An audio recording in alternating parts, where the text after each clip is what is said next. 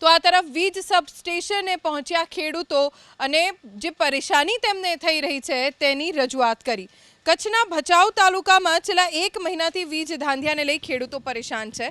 રામપર હલરા ગામના નારાજ ખેડૂતો વીજ સબસ્ટેશન પહોંચ્યા, અપૂરતી વીજળી આપવા માંગ કરી માફ કરજો પૂરતી વીજળી આપવા માંગ કરી।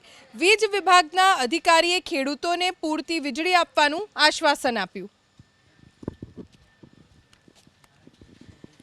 તો વીજ ધાંધિયાથી ખેડૂતો હેરાન થઈ ગયા છે અને તેના કારણે તેમનામાં રોષ જોવા મળ્યો। આજે વીજ સબસ્ટેશન ખાતે પહોંચીને ખેડૂતોએ ઉગ્ર રજૂઆત કરી, કારણ કે તેમને મળે છે અપૂરતી વીજળી, જેથી પૂરતી વીજળી આપવા માંગ કરવામાં આવી।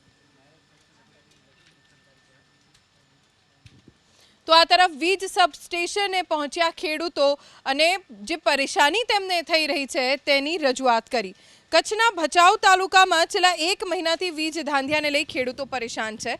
રામપર હલરા ગામના નારાજ ખેડૂતો વીજ સબસ્ટેશન પહોંચ્યા, અપૂરતી વીજળી આપવા માંગ કરી માફ કરજો પૂરતી વીજળી આપવા માંગ કરી।